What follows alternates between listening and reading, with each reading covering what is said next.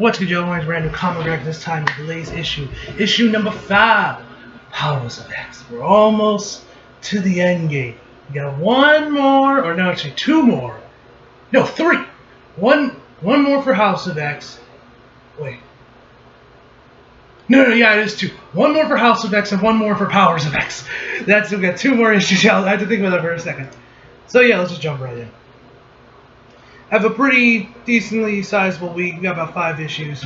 We got this one, Spidey, Miles Morales, Absolute Carnage tie-in, as well as Fearless and Ghostfire. So yeah.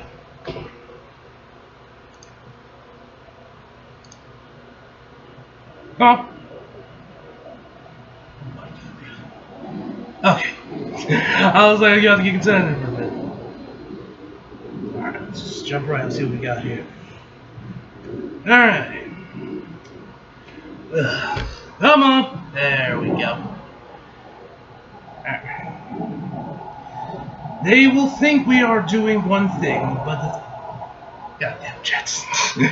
Apologies if you hear anything else outside besides my voice. Got the fan running because it's fucking hot, and you know, there's jets flying outside. So anyway. They will think we are doing one thing, but the truth is we are doing something altogether different. Professor X. Interesting. Okay.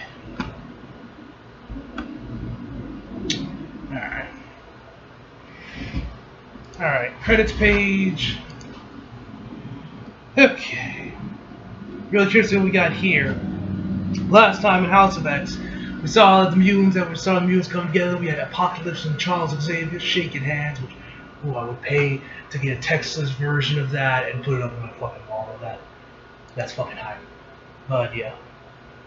X-Men Year Zero, Dallas, Texas. Alright. My question is, can it be done? You know what they say, Professor, there's nothing that can't be done. The real question is one of feasibility. For example, what if the energy cost of the improvements you want means we need access to a fusion reactor? Would that really be a workable solution? Let's say it would be, hypothetically. Who the hell is this guy? Like, legit, who is this guy? I don't recognize him. I mean, I can assume he's an X-Men from his costume. Well, now we're talking. Next page. Okay, so you got Charles with this other guy. I apologize, I don't know him. I'm sure all the X-Men fans are like triggered right now. They don't recognize guys like I mentioned before. My experience with X-Men is pretty much exclusive to the movies. So apologies, I do not recognize this guy. Okay.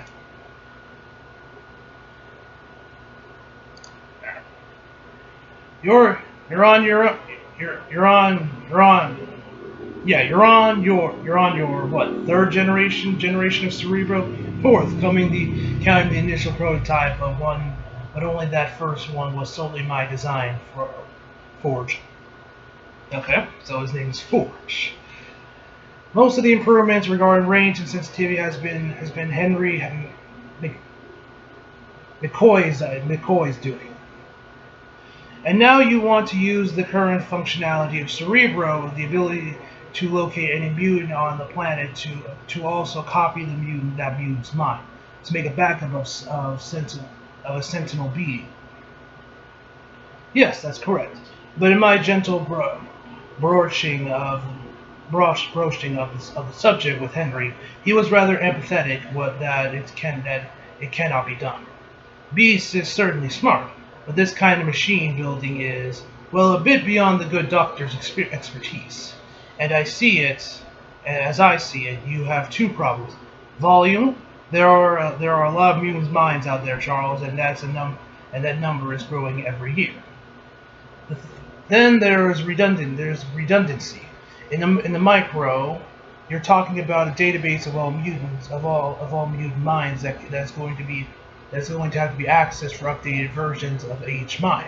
For example, the difference between who you were last year and who you are this year. Next page.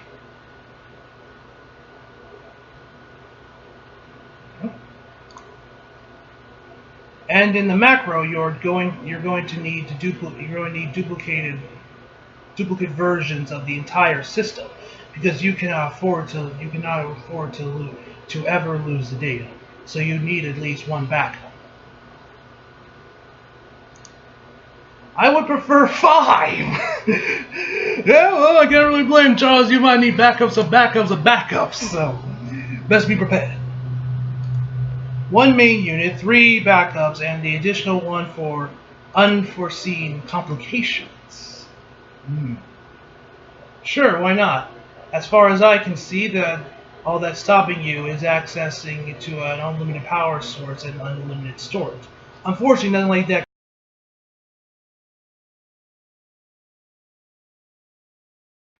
That smirk. Charles, what do you got up? What do you have up your sleeve? What do you have up your sleeve? Alright. This is getting interesting.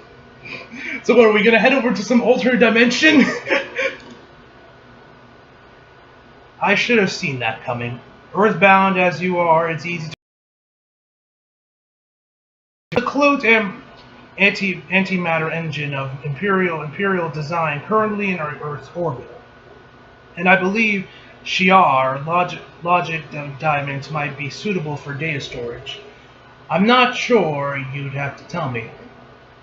Okay, taking this one a step further, you want me to construct an entire new system or integrate into the existing one? As you very well know, the only person qualified to make that call is you, Forge. The only question is, are you or are you not going to build it for me? What is up with these smirks? Next page.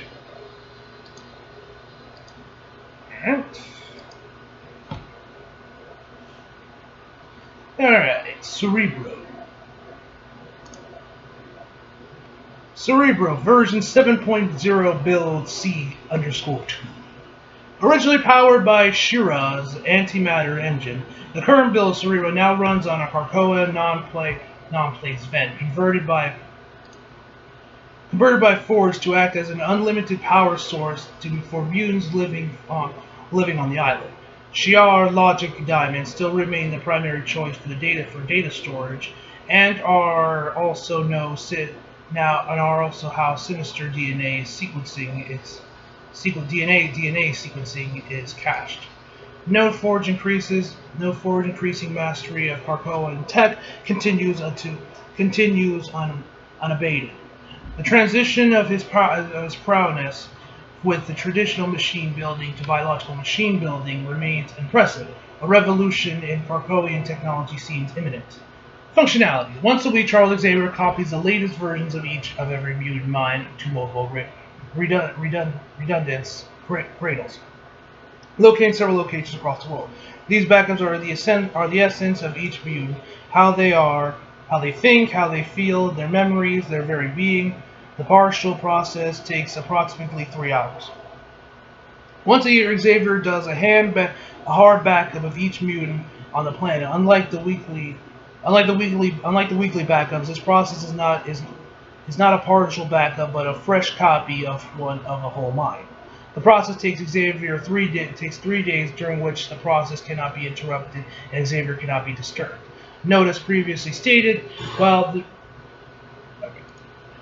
there has been no experimentation regarding what happens when you combine a mutant mind with a husk that is not their own, it is believed that unless a mutant has some primary or secondary abilities to overcome the potential damage such as mismatch will cause, it would likely be harmful or possibly fatal. Note, it is possible for a telepath operator to replace their own mind with a previous legacy version, but doing so is incredibly difficult and would most likely require a skilled and experienced operator. No, Charles Xavier has done this twice. So is that how he now has the ability to walk now? I guess that's our answer. I guess that's now our answer on how Charles can now walk. Okay. Cradle locations: House of X, Island M, Summer House, the Pointe, Mora's no place. Okay, next page.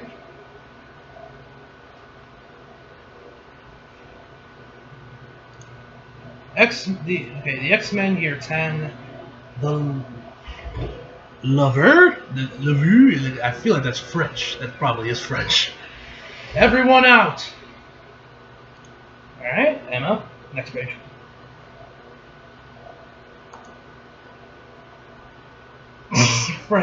Charles, why are you still wearing that helmet, man? Take it off!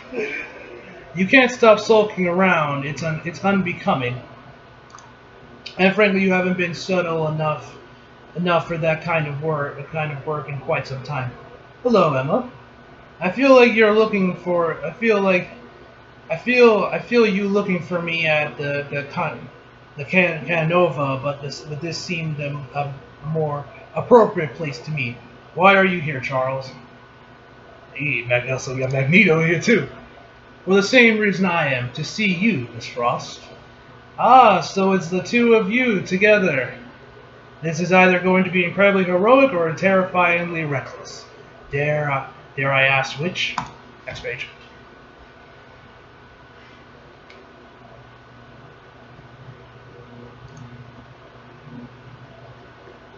Alright. Come now, Emma, where is your faith? Couldn't it just as easily be both? What do you really want, Charles? I'm quite busy of late. I've noticed, and because I know the Hellfire Corporation is an international prime mover, I was wondering if you'd heard rumblings of a certain company being on the verge of delivering miracle drugs to the market. I'm aware of certain rumors. And are you aware that through a series of shell corporations and offshore interests, that I am the one behind this company? You were listening earlier when I pointed out your lack of subtlety, right? Fair enough. But the move behind that move is we're going to use the need for those drugs as leverage in the establishment of the mutant nation-state, Krakoa. So, not heroic at all, just reckless. Next page. Oh shit, that was kind of pissed. Let's put all the mutants on an island again. Gather them together in one place. Put a giant target on it. You should know better. I'm assuming she's talking about House of X. Or House of M, excuse me. And you think I'd actually help with this? Not so much this as helping us to form a mutant government. A government for a nation that doesn't exist based on economic ramifications of an imaginary drug in the world that historically would rather kill us than trust us. Aren't the two of you getting a little ahead of yourselves? In 1 month, the population of Krakoa will seemingly overnight expand from several mutants to well over 100,000. 3 months later, it will be 5 times that, and by this time next year, it could be as high as 2 billion. We are not ahead of ourselves, Miss Frost. We are woefully behind. Next page. Where the hell is this going?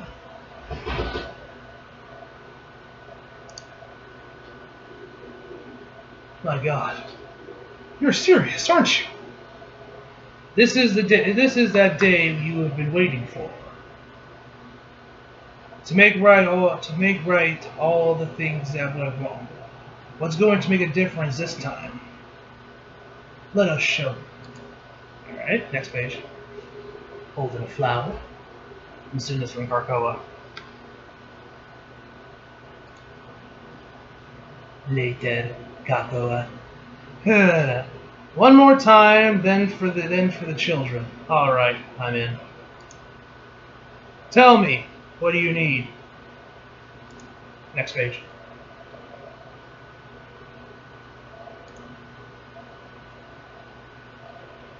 Oh yeah, and didn't Charles also do that in the movies too? With the whole switching bodies thing? If I remember correctly, it was in it was like told in like an interview about how Charles was still alive in Days of Future X. Remember in X-Men Last Stand, he died because he like apparently had a twin brother that he switched minds with. Literally was never in the movie. Only brought up in like interviews for Days of Futures Past. Or was it? It might have been a post-credits. I don't remember. Anyway, I was like... anyway, the companies, actually, that I've created to process and manufacture the drug are operating at scale and structured in manners that make intellectual theft almost impossible. Add in the fact that the raw materials themselves, the flowers, only grow when Carcoa wills, and any argument against our having a monopoly evaporates. Which is where you come in, because you cannot trust the distribution of your own product to humans, and the Hellfire Corporation that already has the international reach to do so. You want me to become the East India Trading Company of mutantdom, don't you? Yes. I won't lie. I like the taste of it. We would be willing to formalize an agreement, of course. We were thinking about 20 years. Yes, as I was saying, we were thinking of a 50-year exclusive contract with you as our sole distributor. Better. Next page. And leaving behind talk and money and getting back to the real matter at hand, we're offering 2 seats on the 12-person council that will act as the first government of Carcoa. The council is temporary, I assume, until more formal structure is agreed upon. Perhaps we'll find our way as we grow. Regardless, it's the spark that sets things in motion. And what begins as a fire will grow into an inferno. Okay, but why 2 seats? We need you to bring Sebastian Shaw back into the Hellfire. Okay. What the hell is that?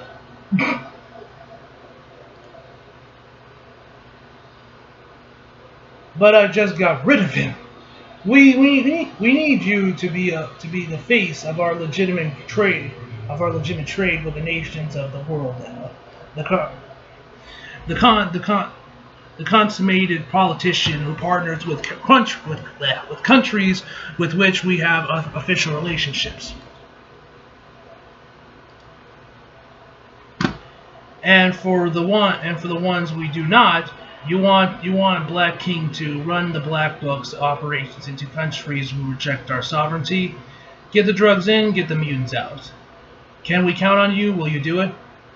I'll do it. But not for 2 seats on the council. I'll be needing 3. Oh yeah, right. So she can be joined with her 2 daughters, I guess. Next page. Okay, more reading. The Quiet Council of Carcoa, the 12-person ruling council of Carcoa that decides how the mutant nation handles external conflicts on the internal laws of the island itself. There is some database as to whether this council will continue in pertinency or if some other system of government will replace it. Okay, Autumn, Professor X Magneto, redacted. Winter, redacted, and let me see if I can zoom in, because you can kind of see the writing. Let's see if I can... Mystique. Interesting. Alright, so they got Mystique. Alright. For spring, we have Black King, Sebastian Shaw, White Queen, Emma Frost, redacted.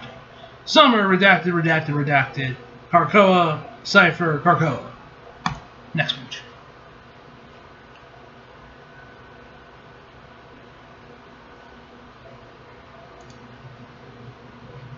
Alright, I'm assuming this is like the diagram where all the seats are going to be. Okay.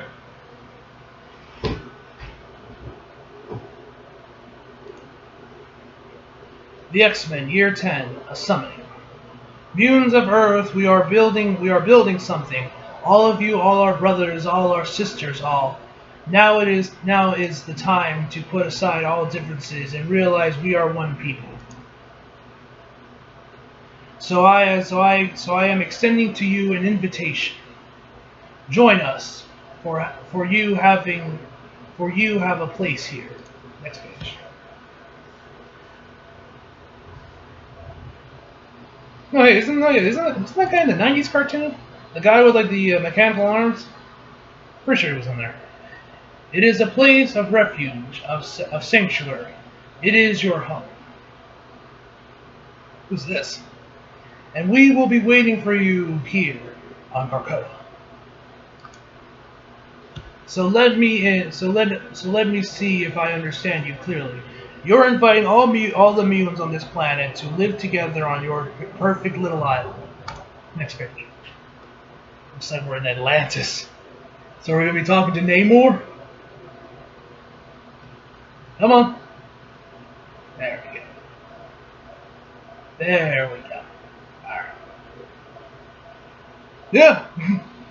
Alright, so we got Namor getting in here. Alright. The good, the evil, and those beyond such quainted descriptors. Yes, we are, Namor. And we want you to join us. Please come on. So wait, is Namor a mutant too? It's kind of you to ask. But if I'm comprehending this right, if I'm comprehending the real reason you're doing this, is because you finally realize that you are not them, and that they will never accept you or love you, not because you don't deserve it, but because they envy you. They hate you. They hate your superiors, and they always will. It's good that you finally figured this out, but let me ask you: do I strike you as someone who just now realized how much better I am than everyone else? And do you actually think I believe that you would feel that way too? Go away, little man, and don't come back until you really mean it. Ooh. Next page. Okay. Next page. Alright, we're back to the future shit. The X-Men year 1000. I understand you have an answer. Answer, we, Phalanx, have. Whatever pleases you, pleases we. We would hear your answer. Next page.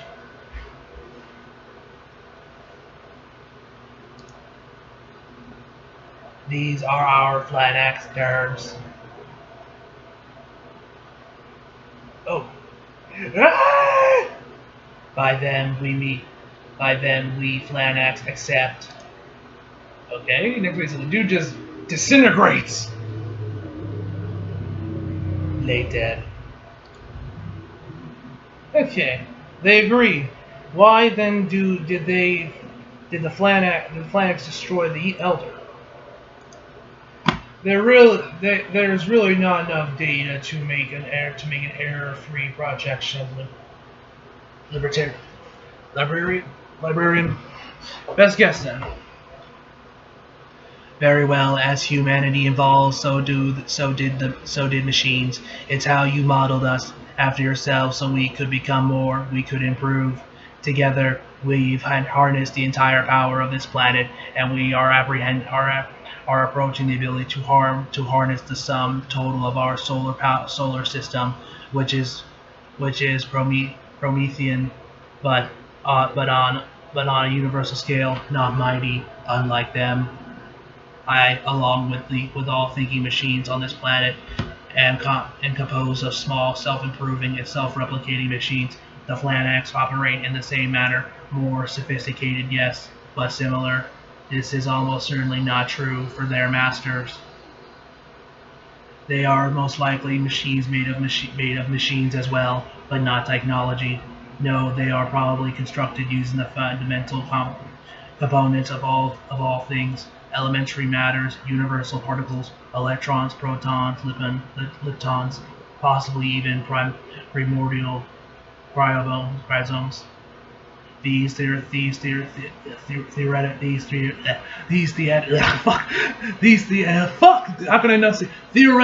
constructs would be massively dense machine brains that would dwarf any thinking machine we could imagine.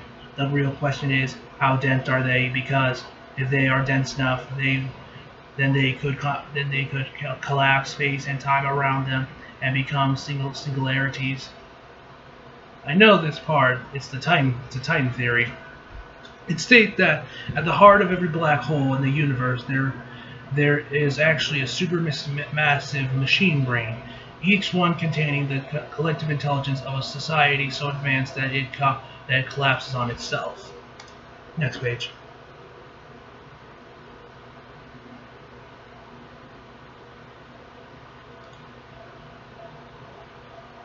Yes, that argument for independent Titan societies, and I'm sure those exist, but it's more than that. Ask yourself, what is a black hole? It's a wormhole, or a wormhole, a bridge from one singularity to the next. You have to consider that it's very possible each black hole is in a separate machine. It's all one single machine that stretches its tendrils across the entirety of the known universe. One giant celestial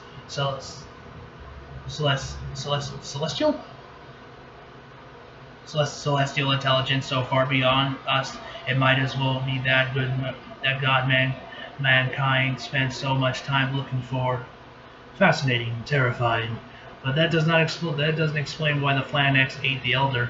We reach beyond ourselves to build a world mind and attract a galactic suitor, a protector. Instead, we attracted a predator and a hungry one at that. The Phalanx are built to consume worthy cultures and add that consumes celestial intelligence to theirs and by extension to their masters. But this is taxing work, and the energy cost is high. They must eat to survive. I still don't understand why. It's not an incremental deal, librarian. They've accepted our overture. Converting matter to energy is how they thrive in service to their masters. We asked for sovereignty, but it came with an unexpected price. Tomorrow they will absorb our collective intelligence into theirs, and the history and the consciousness of their planet will live on forever. But in doing so, they will consuming this entire planet and leaving no living thing behind. Next page.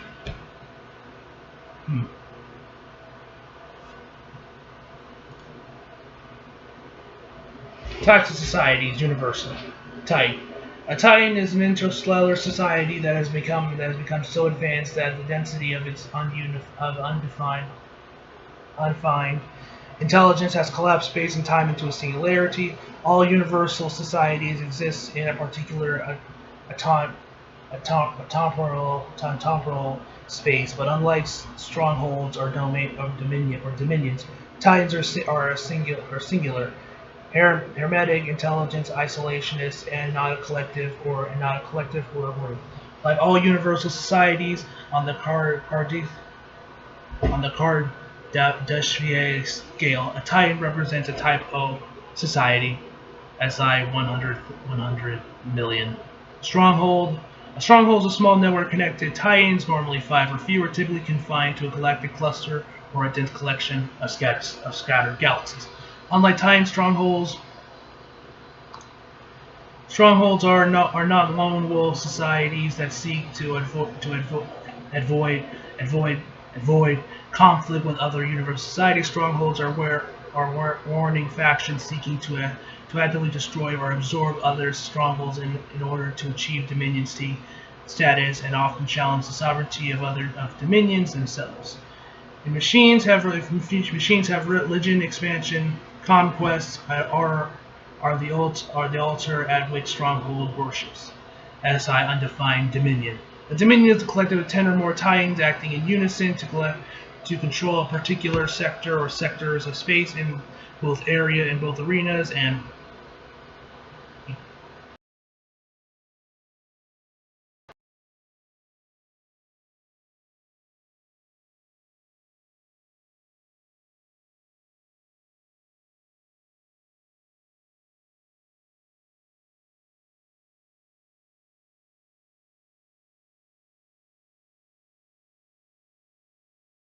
power. A dominion is not collapse.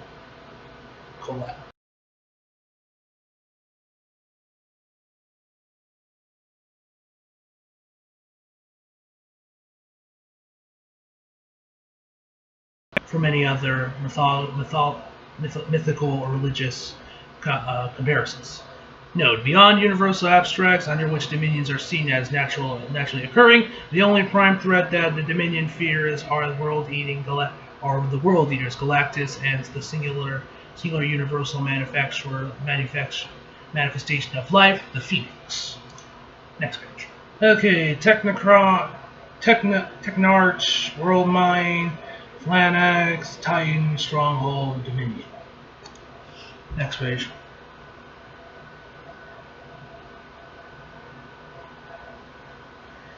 I think this is about it, about the end of it. I think we got like one more pages.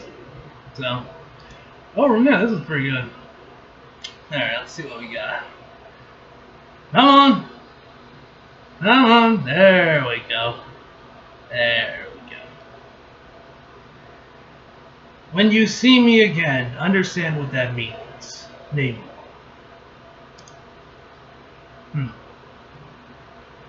And that is the end of it. Man. Woo! Overall, this issue was awesome. I loved it. Really interested to see where we're going here. So, I would now. I believe it was Professor Orc. He did a video on like the latest issue of House of X from last week, and he said that maybe the blue Charles or that blue person we saw in the Year Without stuff could be Mora, and that could all be from the 6th timeline. Very well could be. We still don't know. I'm very curious of this whole, but this space stuff is like, it interests me, but at the same time, just like, okay, I'm definitely interested where that's all so flat with the Phalanx and everything's gonna go with them getting absorbed. I'm assuming this is like the last ditch effort to get Fergus to survive. We don't know. I'm curious where that's all gonna lead. So, and I actually noticed, someone pointed out that the issues marked in red are like the ones where all the crazy shit happens. So we have House of X issue 2, which we know that was when Mora got announced, when it was revealed Mora was a mutant. House of X issue 5, which came out last week, that was the whole great stuff. And the last one is the Powers of X issue 6, October 9th. So that's one's going to be like the crazy one, which definitely should be interesting. Definitely should be interesting. We'll see where that's. So that's probably where everything is going to get revealed. Everything will get, all our questions will be answered. So yeah. Overall, this was a good. This issue was awesome, man. Definitely enjoyed. Definitely hyped to see what we got next for House of X issue 10 or issue 5 or issue 6. Excuse me. So I'm in here, guys. Hope y'all enjoyed the video. Leave a like if you did. Subscribe if you're new. Follow me on Instagram, Twitter, flag links in the description box below. And as always, come back for more. See you guys next time.